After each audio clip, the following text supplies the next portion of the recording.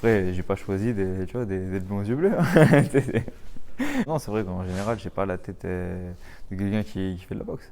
Après, ça va, je commence un peu, j'ai un peu le nez cassé, tout ça et tout, ça commence un peu à se voir, mais ça va encore. Souvent, on me prend pas au sérieux. Tu sais, même, j'ai fait beaucoup de salles et tout. Tu sais, j'arrive, la première fois, par exemple, je suis allé au Muro, je suis allé, je débarquais de Normandie, les petits blonds aux yeux bleus, j'arrive dans une salle, forcément, on me prend pas au sérieux. On me dit, qu'est-ce qu'il fait là, lui? Qu'est-ce qu'il veut? Puis après, bah voilà, après, tu prouves en mettant les gants, tu prouves sur le ring, après, tu vois, c'est ça. Mais ouais, non, ça m'arrive plein de fois. Bah, dans toutes les salles que j'ai faites, où on ne connaissait pas, même là encore à l'heure actuelle, hein, quand les entraîneurs ils sont là, vas-y, il y a de la viande, il y a de la viande fraîche, quoi, faut y aller, quoi, tu vois. Donc ouais, bah, après t'as pas été obligé, hein, après tu sors, comme on dit, tu portais, hein, il faut les porter, quoi. Donc non, j'ai toujours été habitué à être sous-estimé, donc même là, hein, pour le combat, je sais que je suis pas favori. Je sais que, tu vois, comment dire, il est champion en titre, il est en confiance. Je sais qu'on m'attend pas.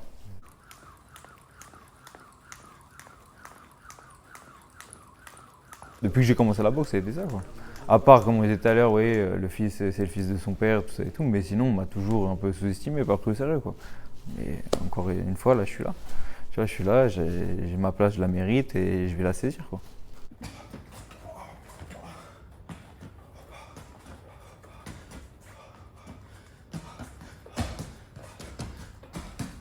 Bah, mon père, c'est Frédéric Loz, il a été 4 fois champion d'Europe, challenger mondial, 6 fois champion de France en professionnel, il était champion du monde en pied-point aussi.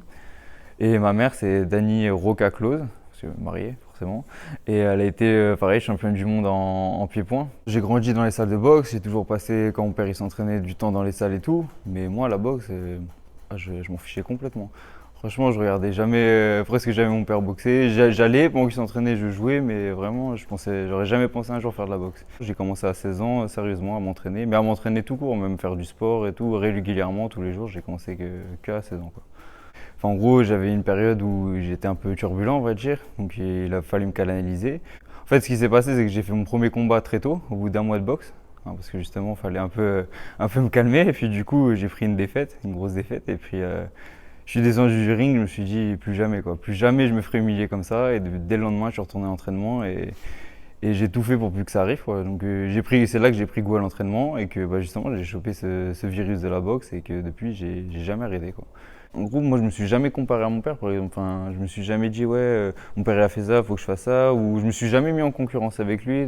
J'ai toujours pris exemple. Je me suis jamais senti, en gros, devoir prouver quelque chose à mon père, quoi. J'ai toujours été fier de lui, même encore aujourd'hui, de ce qu'il fait et tout. Mais pour moi, je faisais ça pour moi, quoi. C'est les gens automatiquement qui te mettent cette pression-là, qui te comparent tout le temps, et tout le temps, oui, le fils de son père, il est dans l'ombre de son père, il est ci, il est ça. Moi, j'ai été habitué à ça toute ma carrière. Et puis mon père, quand j'ai commencé, il m'a tout de suite prévenu que ça allait être comme ça, que dès que tu es le fils d'eux, le frère d'eux, ou peu importe, tu as toujours un comparatif. Donc en soi, mentalement, j'ai toujours été préparé à ça. Donc moi, ça m'a jamais gêné en soi. C'était plus une fierté qu'autre chose. Il m'a jamais forcé, mais ouais, il m'a toujours accompagné. Depuis que j'ai commencé, il a toujours été derrière moi, toujours suivi ce que je fais, toujours même à l'entraînement. Regarder ce que je fais, comment je le fais. Voilà. Même là que je m'entraîne plus trop avec lui, à 10, tous les jours on s'appelle. Même si c'est 5-6 minutes tous les jours au téléphone, tous les jours on s'appelle, quoi. Donc il y a un suivi derrière.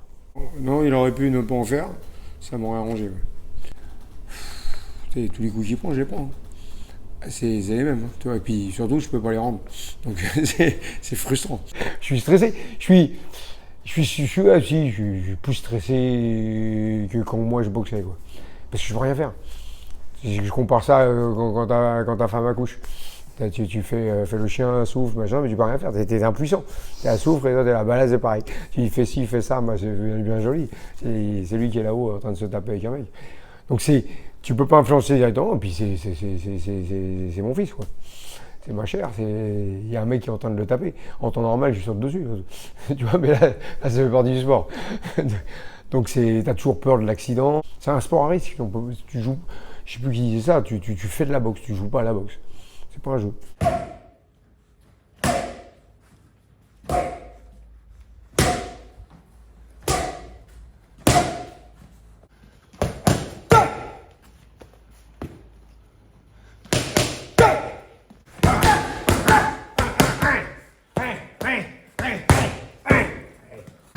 Il m'a jamais fait de cadeau, moi ça a toujours été compliqué. Hein. Moi, mon premier combat, là, quand j'ai un mois de boxe, je rentre dans le coin, minute de repos, il me met une grande tarte dans la gauche, il me dit tu fais quoi là?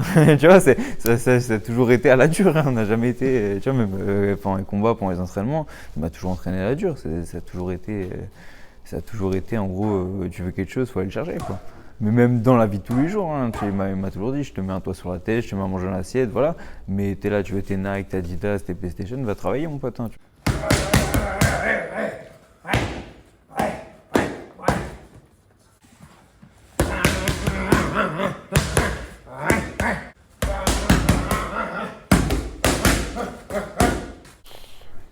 Moi, on a déjà parlé, je suis bigorexique. Moi, je suis comme un jalabert. Il faut que je m'entraîne, il faut que je fasse du sport. Moi, c'est mon hygiène de vie. C'est ma dopamine, quoi. Lui, en boxe, à partir du moment où il a voulu faire des combats, on rigole plus. C'est le combat, tu rigoles pas. Là, 54 ans. J'ai plus d'abdos que sur la photo. Quand tu vois mon père, il a 54 ans aujourd'hui, il est encore en train de s'entraîner tous les jours, personne ne lui dit va t'entraîner si c'est de lui, c'est son choix personnel. Hein. Il se fait ses objectifs lui-même. Tu vois, après la boxe, il a jamais coupé, il est aussi sec que quand il boxait. Tu vois. Même la plupart des gens de mon âge, ils sont pas aussi en forme que lui. Tu vois. Donc c'est un exemple. Tu vois, c'est une fierté d'avoir un père comme ça.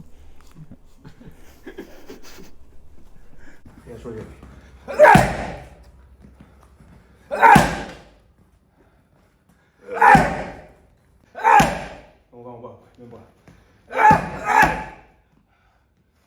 Lui, là, il a une frappe plus sèche. C'est pas un puncher, mais ça fait plus mal. Il est plus complet techniquement. Et je pense que mentalement, il y a le truc, il y a le petit déclic. Et quand le déclic il va arriver, j'espère qu'il va arriver mardi prochain. Et ça peut faire mal. Toute la chaîne. Ah, ça part en bas. Plus loin.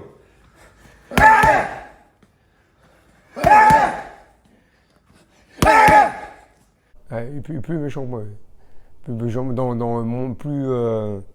c'est plus un clébard, quoi. Il va mordre plus facilement si tu viens le chatouiller. Tombe, au début. Allez.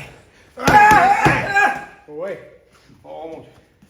Et moi, j'ai une tête de méchant, c'est un faciès, c'est pas facile. Mais c'est parce que je suis rasé, j'ai les cheveux rasés. Dès que tu te rases la tête, après, t'as une tête de méchant, quoi. Après, bon, j'ai quand même les arcades cabossées. Je fais pas intelligent, quoi. Mais après, j'en joue aussi. C'est un peu, ça devient un jeu. Allez, 4 coups font mal.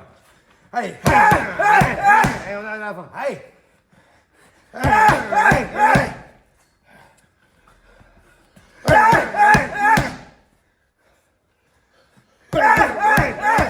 Ok, bravo. Allez. Moi, je me fixe d'être minimum champion de France. Ce serait mon objectif. Je ne peux pas arrêter la boxe sans être au moins champion de France. Et le but, ça serait d'être au moins champion d'Europe. Si je suis champion d'Europe, je serais vraiment satisfait de ma carrière, quoi. Après, au-dessus, voilà, comme je te disais, faut avoir les pieds sur terre un peu. Mais rien n'est impossible. Hein. Puis j'ai vu Rocky il n'y a pas longtemps.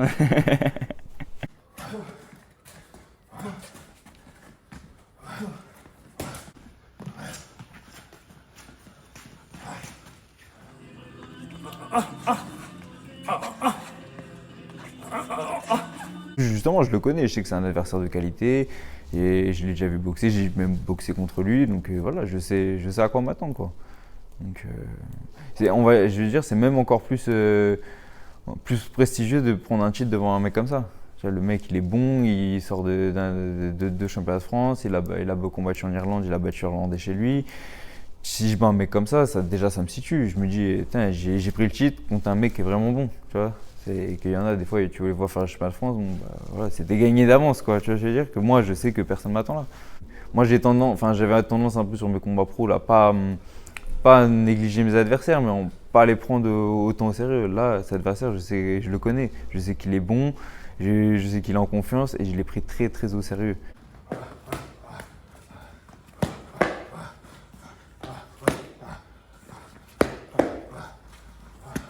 Là, sur ma carrière pro, c'est la première fois que je suis aussi déterminé. Je l'étais en bah justement, la dernière fois que j'ai battu un champion de France en titre, c'était en amateur et j'avais cet état d'esprit-là. C'était l'année où je suis rentré en équipe de France. J'avais la dalle, je voulais vraiment y arriver, je voulais vraiment rentrer à l'INSEP et tout. Et là, c'est pareil, je suis dans le même état d'esprit. Là, je veux vraiment la ceinture, je veux vraiment être champion de France. Et donc, du coup, je me suis donné les moyens. À l'entraînement, j'ai fait des sparring. C'est ça, j'ai pas fait un seul sparring où je me suis senti vraiment à l'aise. Je suis sorti de ma zone de confort sur tous les sparring. J'ai eu la chance de mettre des gants avec des champions comme Michel Soro ou Ahmed El Moussaoui, avec d'autres aussi, avec d'autres très bons boxeurs qui m'ont malmené. Genre, j'ai vraiment tout donné pour cette préparation. Ça a vraiment été dur. Parce que justement, dans ma tête, depuis le début, je savais que ça allait être un combat dur. Je suis préparé pour. Donc ouais, non, là je suis vraiment déterminé pour ce combat. On finit, on fait un round avec Frites. Travail de déplacement, esquive.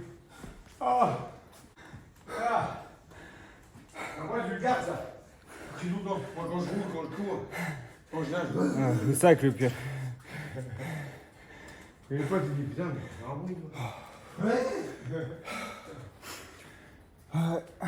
J'ai vu sur l'interview, il m'a dit il veut me faire la guerre. Mais je suis dans la même optique, donc ça tombe très bien. Ça va cartonner quoi. Mais dans tous les cas, une chose est sûre, c'est que je vais monter sur le ring, j'aurai le couteau entre les dents. C'est que il a quelque chose que je veux, lui il a quelque chose qu'il veut garder, donc je vais devoir lui prendre. Donc on va monter pour lui prendre. Si je fais le combat que je dois faire, si je boxe comme je devrais boxer, si mentalement je suis présent, c'est le combat qui peut lancer ma carrière. Donc ça j'en suis conscient aussi. Ça met une pression en plus, mais d'un côté, je me dis que en soi, j'ai rien à perdre aussi, tu vois. Personne ne m'attend. Donc au final, j'ai tout à gagner. Déjà au poids, avant le combat, 5 jours avant, on l'a pris très au sérieux. Je l'ai fait là, la prépa, je suis prêt, là, il n'y a plus de soucis là-dessus. Maintenant, c'est juste là maintenant. D'être prêt le jour J dans ma tête, c'est tout. Mais ouais, je pense que ça va être un combat très dur. Et je pense que ça va être un beau combat à regarder pour le public, surtout.